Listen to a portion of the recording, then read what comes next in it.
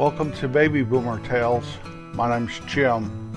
Today is a silver oldie that we did from a couple of Halloweens ago. One from 2021 and one from 2022. I kind of blended them together. We'll see how it goes. I believe that Halloween is an event and not a holiday. I was going to look to see if it's even classified a holiday. I know a lot of people treat it as such, and perhaps it is. But the way I have a take on this whole thing is it's just a big event. And it was a big event to me when I was a kid. Hopefully this will come out as such. I'll let it finish everything up. So I hope you enjoy this version of Baby Boomer Tales Silver Edition. Forky and Earl. Earl had a second cousin named Bonnie that lived in the house across the street from Earl's dad's store. Well, one Halloween, Earl and Forky were invited to a Halloween party over at Bonnie's house. And so Forky said, "Earl, what are you going to wear?" And Earl said, "I'm going to wear my tennis shoes and my baseball cap and my jeans and my t-shirt and a jacket. Forky, what are you wearing?" "Well, everything except for that hat. I don't like baseball hats too much." I said, "I know, but I do." So that night, Forky and Earl walked across the street, walked down the street, came to Bonnie's house, and went in. And as they walked into a bunch of spider webs, and Forky goes, "Ah, ah, ah, ah."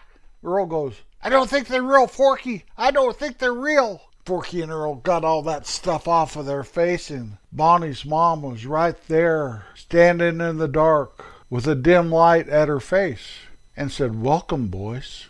I'm so very glad you've decided to join us." Forky looked at Earl, and Earl looked at Bonnie's mom, and Bonnie's mom looked at Forky and Earl, and they said, "Thank you." Well, she led him in through this dark entranceway into a dark hallway that was lit somewhere distantly with a reddish light. And they came to this room, and they could hear faint screams and weird laughter, and saw some boys and girls. And Bonnie's mom took them to a table and said, "Lay your hands over there." And they put their hands into a tub, and all they could feel was the eyeballs, and the eyeballs were everywhere. And Bonnie's mom said, "Please do not squeeze the eyeballs, for people may need their eyeballs back." And Forky goes, "Ah!"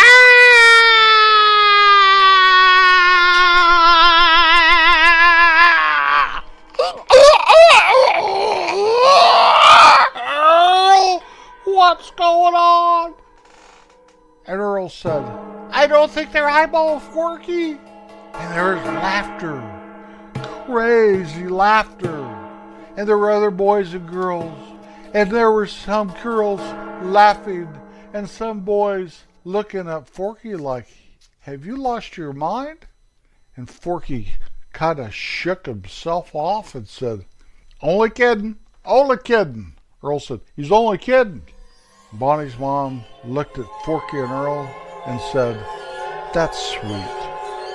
Well, then we felt the brains, and then there was some hair, and then someone grabbed Earl from behind, and Earl started to scream, and he remembered Forky screaming, and he just swallowed his gum. Ooh. And Forky was definitely upset, and Earl was right behind him. And Forky said, "Earl, I know that Bonnie's your second cousin, but let's get out of here." And they ran as fast as they could through the dark room and through the dark hallway and out the door and into the spider webs. And Forky was pulling the spider webs off his face, and Earl was saying, "Let's get out of here." Well, Bonnie caught Forky and Earl about halfway down the block, and she was laughing and smiling because Bonnie was really a nice girl. And she said, "Forky and Earl, please come back. We're having a party." And that's just my mom's way of setting the tone for Halloween. "Those eyeballs, Forky, were really olives, and those braid was just cantaloupe. Everything's okay. And so Forky and Earl went back to the party and had a good old time.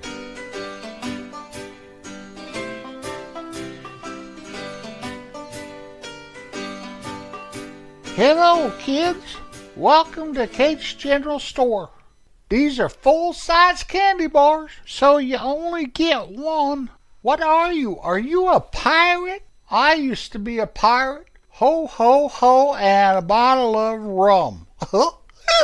Are you a princess? Pirates like princesses. Have a good time, kids. Gator Earl, what are you doing here?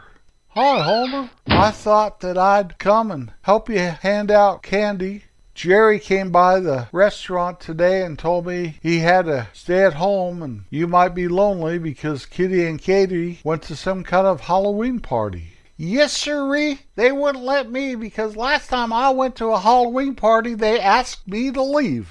I do not know why they asked me to leave, Gator Earl. It was something about I screamed at the top of my lungs and I ran into something when that bat flew by me. You ever have a bat fly by you, Gator Earl? Like a mammal? One of those? Well, it's sure not going to be a baseball bat. That'd be dangerous. Yes, like a mammal, those flying cats, whatever they are. You know, they hang by their feet and they sleep all day like a teenager. Yeah, I know what you mean there, Homer. May I get this one? Yes, Gator Earl, you get. I'll sit here and watch Beretta. Hello, kids. We have Snickers bars and Butterfingers. You can have one or the other. I really like your costumes. They seem so original. Are you Elvis Presley? Are you the Mummy? Is that toilet paper? Yeah, that's a pretty good idea, wrapping yourself in toilet paper. Please don't throw it on our trees. I can't imagine ever being short of toilet paper. There's so much toilet paper. Have a fun time, kids. Gator Earl, how many candy bars did you give out? Just one apiece, Homer. That's good. I forgot to give you the directions. Katie told me that everybody can only have one, and that we give probably the best treat in town because some of those people give popcorn balls. You know what I mean? They're all hard, break your tooth, and if I want popcorn, I go down there to Wheattown and go to a picture show. Me too, Homer. I like buttered popcorn, but I don't like those balls either. Oh, there's another one. Let me get it this time. I'm going to scare them. Boo! I didn't mean it. I didn't mean it. Please don't cry, little boy. Yeah, I know I'm pretty scary, but that's just the natural me. Here, you can have 2 candy bars if you stop crying. That's it. That's better. Yep. Okay. Well, thanks for coming to Kate's General Store. Homer, I'm not sure I really like Halloween, but I did when I was a kid. I know what you mean, Gator Earl. It's kind of expensive. 10 cents a pop, every one of those candy bars. Whew. Oh well, it's better they eat them than I eat the whole thing. Hey, you want a Butterfinger? Now, for the finger. When I was a little kid, I got in a terrible accident. About killed me. Pulled a glass water bottle, at least a 5-gallon one, full of water, over on me and knocked me out, flattened my head. When I came to, I pushed myself up and cut my finger real bad on a piece of the glass from the water bottle. Freaked my mother out. All I can remember is pulling that bottle back on its stand, pulling it backwards, think I was in a spaceship. My next memory was them taking stitches out of my finger. Slice that sucker. Well, my scar I'm looking at is about 2 inches long, going up and down on my middle finger or my right hand. To this day, I cannot close my fist all the way. The other night, a fly was bothering me as I was trying to read in bed. Somehow, I slapped that sucker, a little bit silly. I got out of bed, grabbed him with my right hand, and I can't close my right hand all the way. So I was concerned that fly was going to fly out of there, but I got him to the toilet and threw him in the water, flushed the toilet, and bye-bye fly. That's what you get for bothering me. I was just going to leave him alone. Figured he'd just die. It was late at night and I was tired. But he wouldn't. He kept buzzing me, even kind of bit me. Now you say flies don't bite. They do out in the country. We have biting flies. When I mow, they're biting me all the time. So it must have been one of those got in the house. I remember seeing him in the garage, and he must have come in the door when we came into the house from the garage. I don't know. We don't have a lot of flies, but, flies happen. Show me a house that's never had a fly or a spider, and I'll show you somewhere in Antarctica, I guess. Anyway, that finger, as always, when I talk about it, it starts itching. I become aware of it. So just sitting here, I'm not really aware of it unless I'm talking about it. But when I go to do something where I really need to close something or open something or something that's difficult, it's there to remind me that there's a scar running up and down it, and I can't close that finger all the way. So I can't close a fist all the way. I can't, yada, yada, yada. Poor, pitiful me. I know, we all have scars, and I've talked about this before. I went into great detail how it happened on one episode, clear back a couple years ago, I guess, 2-3 years ago. That's okay. I wanted to talk to you about the finger because when you saw that or heard that, the finger, what's the first thing that comes to your mind? It's an obscene gesture that somebody is trying to insult you or threaten you or show you how tough they are, or, in my opinion, how stupid they are, by flipping you the finger. It is that middle finger of your hand. It's usually shown to you with great disgust and anger issues coming from the person that does it, and kind of a challenge, what are you going to do about it? And it's not my favorite thing in the world, I'll tell you what. But it does get your attention if you say, I'm going to do a podcast called The Finger. I think that's what I'll name this podcast, The Finger. Either you'll listen to it with great anticipation, or maybe you won't listen to it all because you think that I'm doing some obscene gesture and making a whole podcast about it. So I apologize if you missed this one because of that. Of course, you'll never hear my apology because you're not listening to the podcast. Yuck, yuck. So I think I'll do a little Forky and Earl here about the finger. And now we present Forky and Earl. One Halloween night, Earl went to Forky's house and said, Forky, let's go. People are soaping the windows and we're sitting here just talking. Forky said, Earl, have we missed a Halloween yet? Earl said, No, Forky, we have not missed a Halloween. Forky said, And I'm not planning on missing this one, Earl. Let me get my coat on. It's cold outside.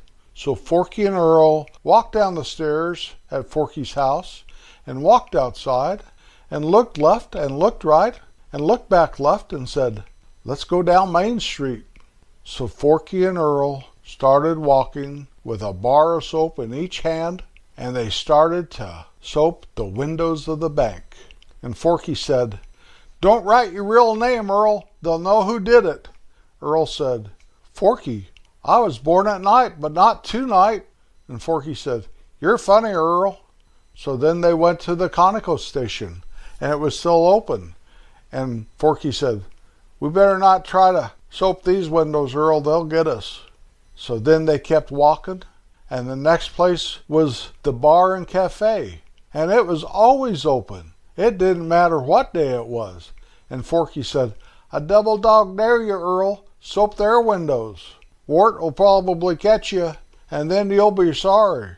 Earl said, I was born at night, Forky. Yada, yada, yada. Ha, ha, ha. Forky said, Earl, you're funny. Earl said, I know, Forky, but looks aren't everything. And Forky said, Hi, guys, what's going on? And all the guys that were soaping windows at the bakery the next door down said, We're soaping windows, Forky. I just wrote your name on that. Ha, ha. So Forky and Earl kept walking, and they walked by the trail riders. And Forky said, They're open too, Earl. Better leave them alone. And then they went to the trading post. And Earl said, let's write Uncle Charlie's name on the window, Forky. Forky said, who's Uncle Charlie? And Earl said, Uncle Charlie owns this place. And Forky said, I thought Francis and Jay owned this place. And Earl said, and Uncle Charlie, Forky. And Forky said, write your name, Earl, so they'll know that you came here. And Earl said, no way, Forky. And then they went past a couple houses, and they looked across the street, and that's where Forky screamed so bad the year before. And Forky said, Earl, go across the street and see what's going on. Earl said, I'm not going over there without you, Forky. Forky said, I'm not going over there with anybody, Earl. Earl said, good plan, Forky. Forky says, I know, Earl, but I had fun, even though it scared the beejiminies out of me. And Earl said, you were scared, Forky. And Forky says, I know it, Earl. And then they went on, and there was the Ford garage, and they wrote some stuff on some windows like, buy a Chevy, and Ford, Ford, Ford. Can't you come up with anything original, Earl? Earl said, I don't know, Forky. My dad likes to drive Fords. And Forky said, let's keep going, Earl. So they went on down, past the drugstore, past the barber shop, past the pool hall, and they turned at the Columbine Cafe and started walking towards the hill. Forky said, let's go check out the cannon, Earl. Earl said, I check out the cannon every Halloween, Forky. And Forky said, I know, Earl, I go with you every Halloween. So they trudged up the hill, and they got to the cannon, and Forky said, I wish we could roll this sucker down the hill, Earl. Earl said, I don't think we're strong enough, Forky. And all of a sudden they heard a ooh, ooh. Forky said, you hear that, Earl? Earl said, I'm not deaf, Forky. Forky said, oh, we better whisper, Earl. So they whispered back and forth, and all of a sudden this finger came out of nowhere. And Forky goes, that's a finger, Earl. Earl goes, where's the hand, Forky? Forky goes, it's just a finger, Earl. And they started running, and the finger started chasing them. And Forky goes, I'm scared, Earl. And Earl says, don't be scared, Forky, it's just a finger. And Forky says, what if the finger catches us, Earl? And Earl says, maybe we'll be dead, Forky. And Forky says, I hope not, Earl. I want to go home, Earl. And so Earl and Forky ran down the hill, and they ran to the Columbine Cafe, and they had a right, and they ran past the pool hall, and they ran past the drugstore, and they ran past the barber shop. Oh, they had to turn around. Yeah, they ran past the barber shop, then they ran past the drugstore, and then they ran past Earl's dad's store, and they ran past the Ford garage, and they ran past the trading post, and they ran all the way to Forky's house. And Forky said, I never saw a big finger like that chasing anyone in my life, Earl. And Earl said, Forky, I think that was all our imagination. Well, that'll about do us this week. I try to do a little something for Halloween every year, not because I like to celebrate Halloween at all, because I don't, but I had some great memories when I was a kid. And no, we were not chased by a giant finger. Always be kind. It's the best way. Really it is. I'll be back next Wednesday. Don't shout, just peace out. He's scarred. He's mutilated. He can't bend all the way. Beware. He'll poke you. He'll pinch you. He'll rub you out. Now coming to theaters near you. The Finger.